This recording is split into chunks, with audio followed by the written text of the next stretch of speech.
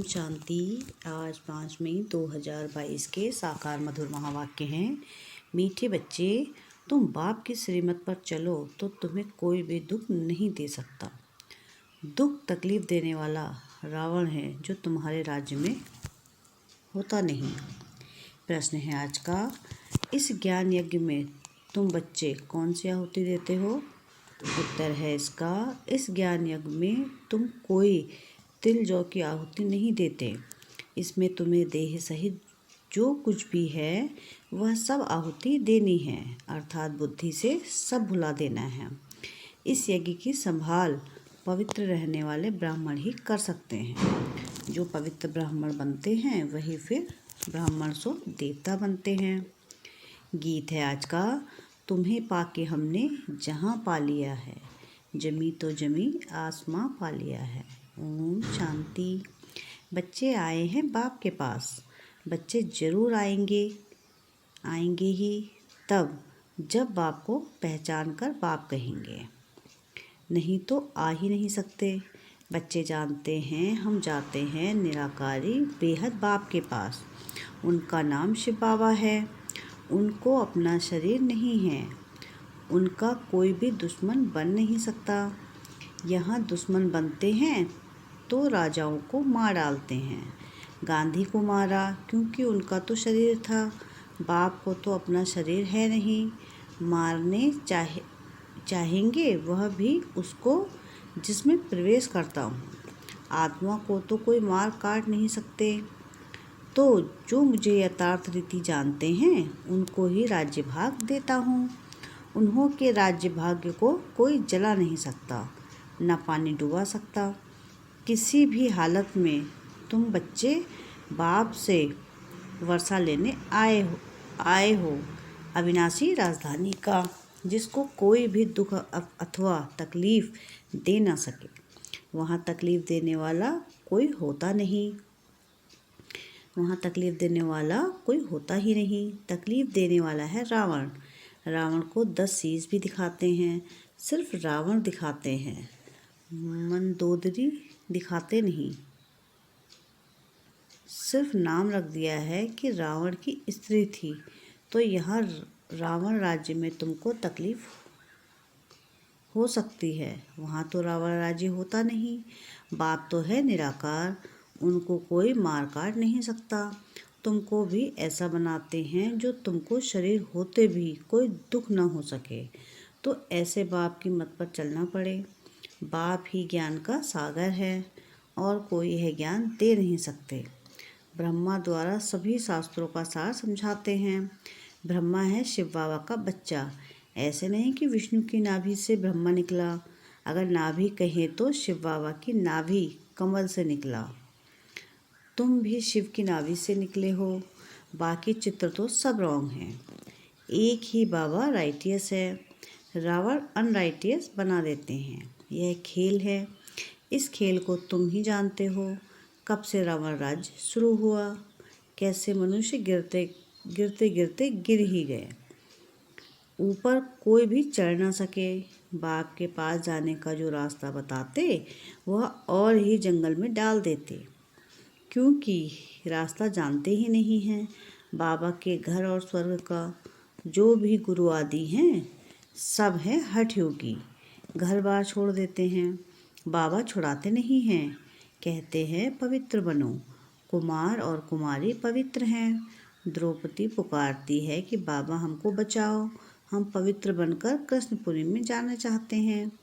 कन्याएं भी पुकारती हैं, माँ बाप तंग करते हैं, मारते हैं कि शादी करनी ही होगी। पहले माँ बाप कन्या के पांव पड़ते हैं, क्योंकि खुद को पतित और कन्या को पावन समझते हैं। पुकारते भी हैं, हे पतित पावन आओ। अब बाबा कहते हैं कुमारियाँ पतित ना बनो, नहीं तो फिर पुकारना पड़ेगा। तुमको अपने को बचाना है। बाबा आया ही है पावन बनाने। कहते हैं स्वर्ग की बादशाही का वर्षा देने आया हूँ, इसलिए पवित्र बनना पड़े। पतित बनेंगे तो पतित होकर मरेंगे। स्वर्ग के सुख देख नहीं सकेंगे। स्वर्ग में तो बहुत मौज है। हीरे जवाहरातों के महल हैं। वही राधे कृष्ण और फिर लक्ष्मी नारायण बनते हैं। तो लक्ष्मी नारायण को भी इतना प्यार करना चाहिए।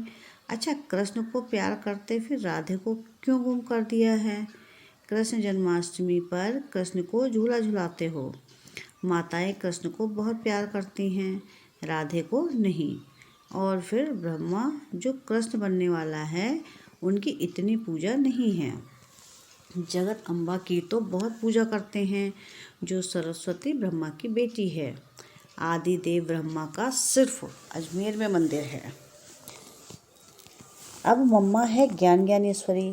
तुम जानते हो वह ब्राह्मणी है। वह कोई स्वर्ग की आदि देवी नहीं है, ना कोई 8 भुजाएं हैं। मंदिर में 8 भुजाएं दिखाई हैं। बाप कहते हैं माया के राज्य में झूठ ही झूठ है। एक बाप ही सत्य है जो सच बताते हैं मनुष्य से देवता बनाने के लिए। उस जिस्मानी ब्राह्मणों द्वारा जो तुम कथाएं आदि सुनते सुनते इस हालत में पहुंच गए हो, अब मौत सामने खड़ा है। बाबा कहते हैं जब झाड़ की जर्जरीभूत अवस्था होती है, तब कलयुग के अंत में कल्प के संगम युग पर मैं आता हूँ। मैं युगे युगे नहीं आता हूँ। मैं कच्छ मच्छ अवतार 12 अवतार नहीं लेता हूँ। मैं कण कण में नहीं रहता हूँ। तुम आत्माएं भी कण कण में नहीं जाती हो, तो मैं कैसे जाऊँगा? मनुष्य के लिए कहते हैं वह जानवर भी बनते हैं। वह तो अनेक योनियां है, गिनती कर गिनती कर नहीं सकते। बाप कहते हैं राइट बात, अब मैं तुमको समझाता हूँ। अब जज करो, 84 लाख जन्म सत्य हैं या झूठ? इस झूठी दुनिया में सच कहाँ से आया? सच तो एक ही होता है। बाप ही आकर सत्य असत्य का निर्णय करते हैं। माया ने सबको असत्य बना दिया है, बाप आकर सबको सत्य बनाते हैं। अब जज करो राइट कौन? तुम्हारे इतने गुरु गोसाई राइट या एक बाप राइट? एक राइटियस बाबा ही राइटियस दुनिया की स्थापना करते हैं। वहाँ बेकायदे कोई काम होता ही नहीं। वहाँ किसको विष नहीं मिलता। तुम जानते हो हम भारतवासी बरोबर देवी देवता थे, अब पतित बन गए हैं। पुकारते भी हैं हे पतित पावन आओ। यहाँ यथा राजा रानी तथा प्रजा सब पतित हैं। तब तो लक्ष्मी नारायण आदि को पूछते हैं ना। भारत में ही पवित्र राजाएं थे, अब अपवित्र हैं। पवित्र को पूछते हैं। अब बाबा आकर तुमको महाराजा महारानी बनाते हैं, तो पुरुषार्थ करना चाहिए। बाकी 8 भुजा वाला तो कोई है नहीं। लक्ष्मी नारायण को भी 2 भुजाएं हैं। चित्रों में फिर नारायण को सवारा, लक्ष्मी को गोरा दिखाते हैं। अब एक पवित्र एक अपवित्र कैसे हो सकता? तो चित्र झूठे हुए ना। अब बाप समझाते हैं राधे कृष्ण दोनों गोरे थे, फिर काम चिता पर बैठ दोनों सावरे हो गए। एक गोरा एक सावरा तो हो ना सके। कृष्ण को श्याम सुंदर कहते हैं, राधे को श्याम सुंदर क्यों नहीं कहते? यह फर्क क्यों रखा है? जोड़ा तो एक जैसा होना चाहिए। अभी तुम ज्ञान चिता पर बैठे हो, तुम फिर काम चिता पर क्यों बैठते हो? बच्चों को भी यह पुरुषार्थ कराना है। हम ज्ञान चिता पर बैठे हैं, तुम फिर काम चिता पर बैठने की चेष्टा क्यों करते हो? अगर पुरुष ज्ञान उठाता, स्त्री नहीं उठाती, तो भी झगड़ा पड़ जाता है। यज्ञ में विघ्न तो बहुत पड़ते हैं। यह ज्ञान कितना लंबा चौड़ा है। जब से बाबा आया है तो रुद्र यज्ञ शुरू हुआ है। जब तक तुम ब्राह्मण न बनो तब तक देवता बन नहीं सकते। शूद्र पतित से पावन देवता बनने के लिए ब्राह्मण बनना पड़े। ब्राह्मण ही यज्ञ की संभाल करते हैं। इसमें पवित्र बनना है, बाकी कोई तिल जौ आदि इकट्ठे करके नहीं रखने हैं जैसे और लोग करते हैं। आफत के समय यज्ञ रचते हैं, समझते हैं भगवान ने भी ऐसा यज्ञ रचा था। बाप तो कहते हैं यह ज्ञान यज्ञ है, जिसमें तुम आहुति डालते हो। देह सहित जो सब कुछ है आहुति देनी है, पैसा आदि नहीं डालना है। इसमें सब कुछ स्वाहा करना है। इनके ऊपर एक कहानी है। दक्ष प्रजापिता ने यज्ञ रचा। कहानी है अब प्रजापिता तो एक है, प्रजापिता ब्रह्मा, फिर दक्ष प्रजापिता कहाँ से आया? बाप प्रजापिता ब्रह्मा द्वारा यज्ञ रचते हैं। तुम सब ब्राह्मण हो, तुमको मिलता है दादे का वर्षा। तुम कहते ही हो हम शिव बाबा के पास आए हैं थ्रू ब्रह्मा। यह शिव बाबा की पोस्ट ऑफिस है। चिट्ठी भी लिखो तो शिव बाबा थ्रू ब्रह्मा। बाबा का निवास इसमें है। यह सब ब्राह्मण पावन बनने के लिए ज्ञान योग सीख रहे हैं। तुम ऐसे नहीं कहते हम पतित नहीं हैं। हम पतित हैं, परंतु पतित पावन हमको पावन बना रहे हैं, और कोई मनुष्य मात्र पावन है नहीं। तब तो गंगा स्नान करने जाते हैं। अभी तुम जानते हो कि एक सतगुरु बाबा ही इसमें पावन बनाते हैं। उनकी श्रीमत है बच्चे। तुम मुझ एक के साथ अपना बुद्धि योग जोड़ो, जज करो। चाहे उन गुरुओं के पास जाओ, चाहे मेरी मत पर चलो। तुम्हारा तो एक ही बाप टीचर सतगुरु है। बेहद का बाप सभी मनुष्य मात्र को कहते हैं आत्माभिमानी बनो। देवताएं आत्माभिमानी होते हैं। यहाँ तो यह ज्ञान किसी में है नहीं। सन्यासी तो कह देते हैं आत्मा सो परमात्मा। आत्मा ब्रह्म तत्व में लीन हो जाती है। ऐसी बातें सुनते सुनते तुम कितने दुखी पतित बन पड़े हो। भ्रष्टाचारी पतित उनको कहा जाता है जो विकार से पैदा होते हैं। वह रावण राज्य में भ्रष्टाचारी काम ही करते हैं। फिर गुलगुल बनाने के लिए बाप को ही आना पड़ता है। भारत में ही आते हैं। बाप कहते हैं तुमको ज्ञान और योग सिखलाता हूँ। 5000 वर्ष पहले भी यह तुमको सिखलाकर स्वर्ग का मालिक बनाया था। फिर से बनाता हूँ। कल्प कल्प में आता ही रहता हूँ। इसकी न आदि है न अंत है। चक्र चलता ही रहता है। प्रलय की तो बात ही नहीं। तुम बच्चे इस समय इस अविनाशी ज्ञान रत्नों से झोली भरते हो। शिव बाबा को कहते हैं बम बम महादेव।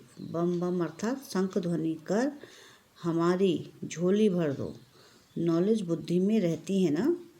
आत्मा में ही संस्कार हैं। आत्मा ही पढ़कर इंजीनियर, बैरिस्टर आदि बनती है। अभी तुम आत्माएं क्या बनेंगी? कहते हो बाबा से वर्षा लेकर लक्ष्मी नारायण बनेंगे। आत्मा पुनर्जन्म तो जरूर लेती है। यह समझने की बातें हैं ना। कोई को सिर्फ यह 2 अक्षर कान में डालो, तुम आत्मा हो, शिव बाबा को याद करो तो स्वर्ग की बादशाही मिलेगी। कितना सहज है। एक ही बाप सत्य बताते हैं, सबको सद्गति देते हैं, बाकी सब झूठ बताकर दुर्गति ही करेंगे। यह शास्त्र आदि सब बाद में बने हैं। भारत का शास्त्र एक ही गीता है। कहते हैं परंपरा से यह चले आए हैं, परंतु कब से? समझते हैं सृष्टि को लाखों वर्ष हुए। अच्छा, तुम बच्चे बाबा के लिए अंगूर ले आते हो। तुम ही लाते हो, तुम ही खाते हो। मैं नहीं खाता हूँ, मैं तो भोगता हूँ।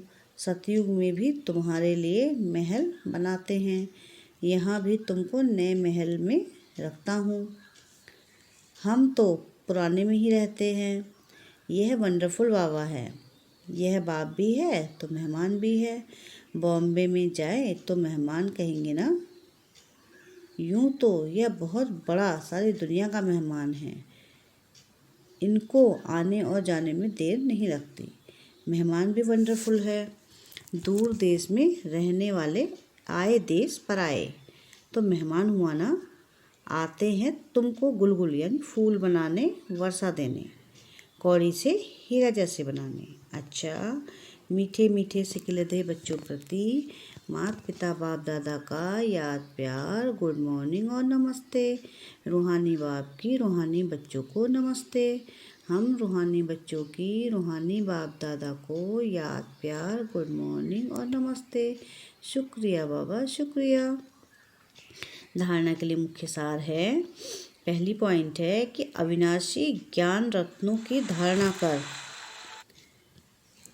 शंख ध्वनि करनी है। सबको यह ज्ञान रत्न देने हैं। सत्य, और सेकंड पॉइंट है कि सत्य और असत्य को समझकर सत्य मत पर चलना है। कोई भी बेकायदे कर्म नहीं करना है।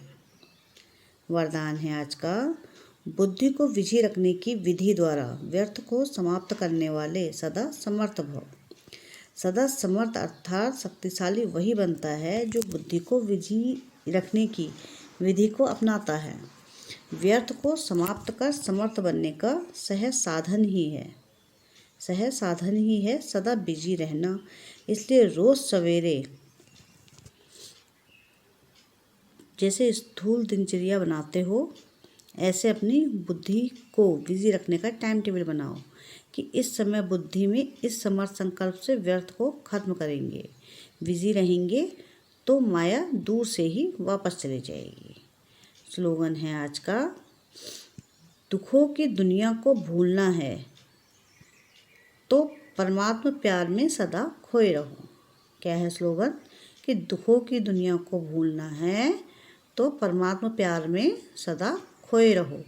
अच्छा, ओम शांति, ओम शांति, ओम शांति।